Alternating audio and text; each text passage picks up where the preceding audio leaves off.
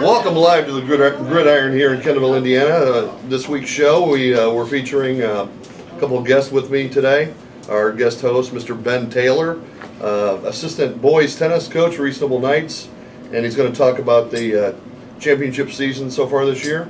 And also we've got soccer goalie from East Noble High School, Kaleb Williams.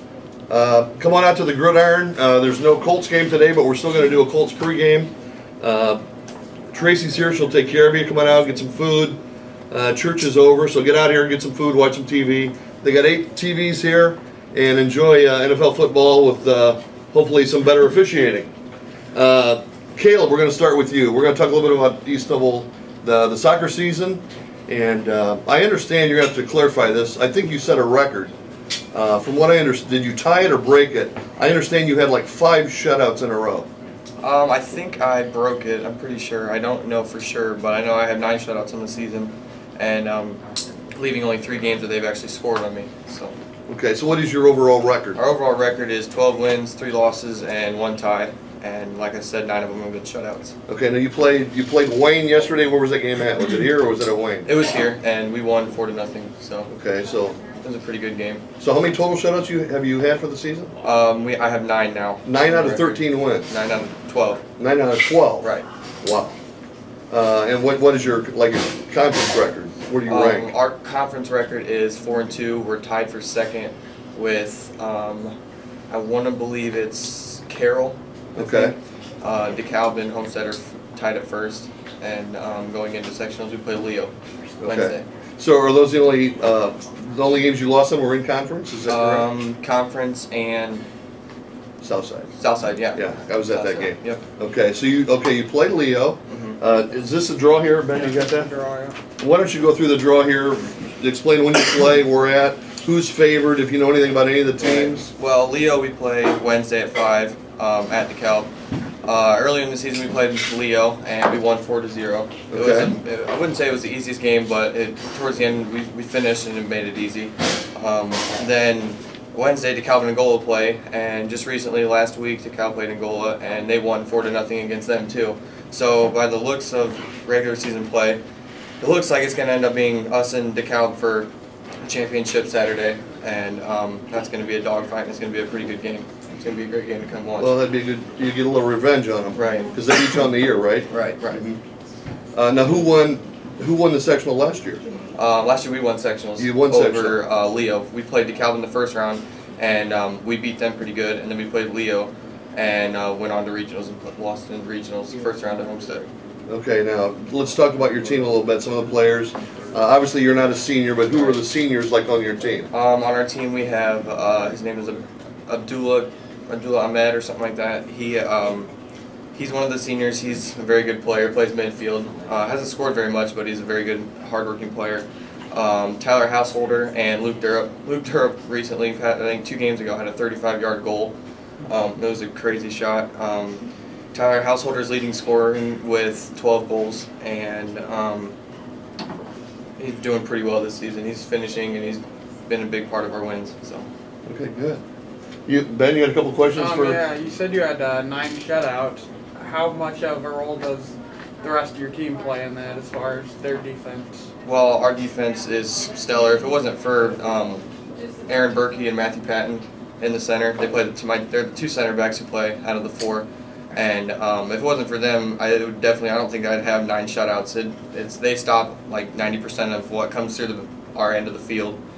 And I mean, I've gotten some good saves, but if they stop a lot of the balls that come through there and they get it out quick, and it makes it easy for me too. So.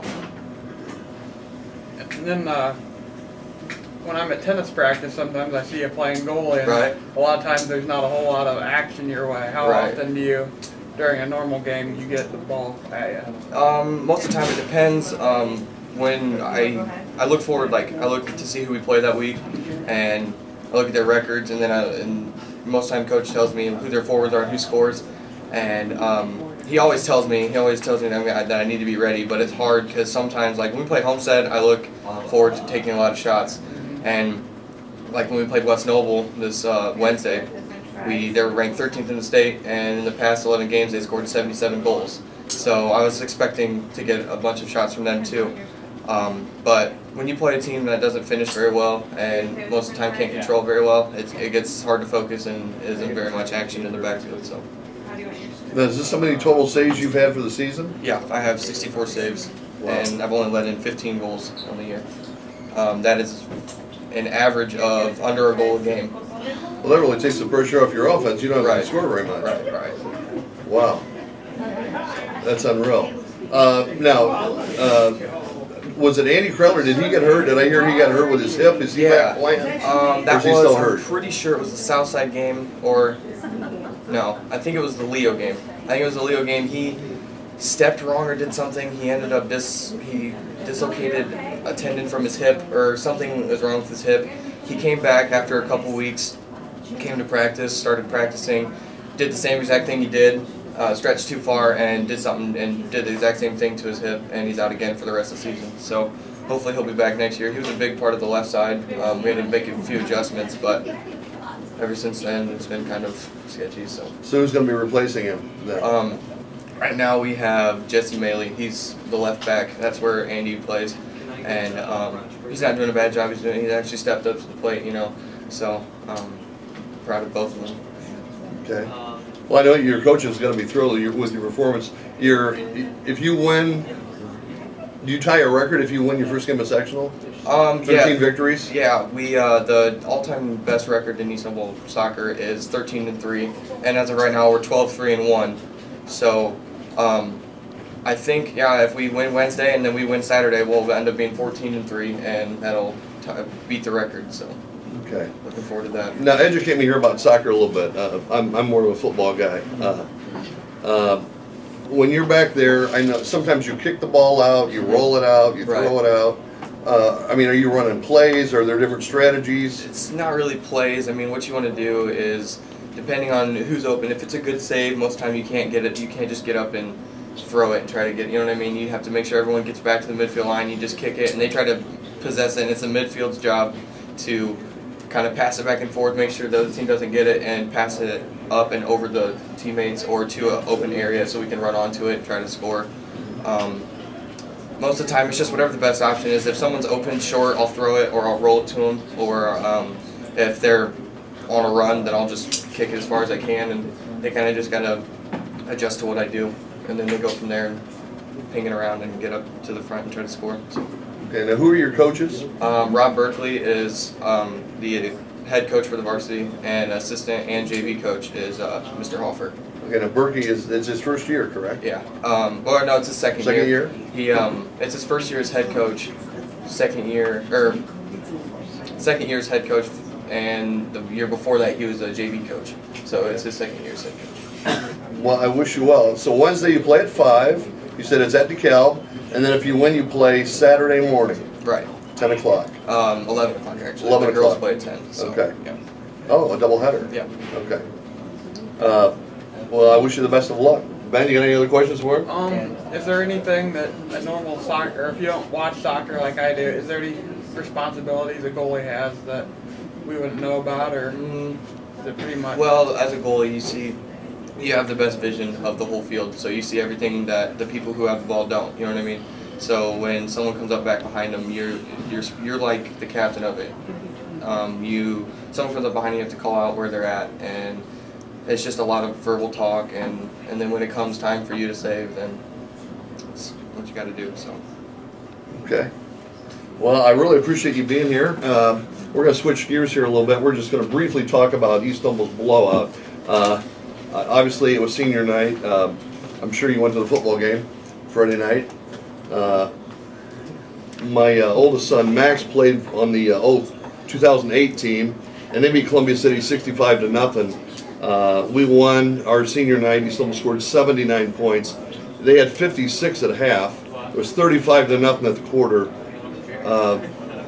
Ben, were you at the game by any chance? No, I was not. Our householder, you mentioned, who's also the kicker, the soccer player, he outscored their team. He scored 14 points. He had 11 extra points and a field goal, so that's 14. 79-7, that's an all-time East Humboldt record. I could not believe it. They racked up 568 yards of offense. Columbia City had 5 turnovers. I do know Columbia City was missing a wideout, a Miami of Ohio recruit, Jared Murphy, but apparently he doesn't play defense. I mean, he's not worth 72 points. It was just unbelievable. When you saw the score, were you shocked by the margin? Yeah, because I noticed that Columbia City had played New Haven in overtime. Right, I the week last before. Week, yeah. And New Haven's undefeated, so I thought it'd be tougher for the Knights than that. But And it's not like we ran up the score. I mean, you were there. I mean, we put in Wolf. Mm-hmm. His first play, what did he run, 85 yards? Yeah, 83 or something. Yeah, and I mean, it was unbelievable. Let's see, Munden had 94 rushing yards, Mabel had 76. Weimer was 20 of 24 passing, 319 yards, 6 touchdowns. Unbelievable. They had averaged about 35 points a game, Columbia City, but it was over. It was basically over at the quarter. So it was like, again, it was 35-0. It was just a clinic. It was a record performance. Alex Frick, who was on the show a couple weeks ago, defensive linebacker, he even picked up a touchdown, a fumble recovery, and ran it in for a touchdown on senior night. And he said it was one of the biggest throws of his life. He never thought he'd score a high school touchdown. But congratulations to Alex for that. It seems like every time we play Columbia City, about every 4 years, we set a record. We did it in 04, 08, we beat it. In 2012, we did it again. But that's going to wrap up part 1 of the show here. Come on out, Gridiron. We've got 8 TVs. We're going to be here till 1 o'clock before the NFL starts. Come on out, watch the TVs, get something to eat. Tracy will take care of you. And we'll be back in just a couple moments. Thank you.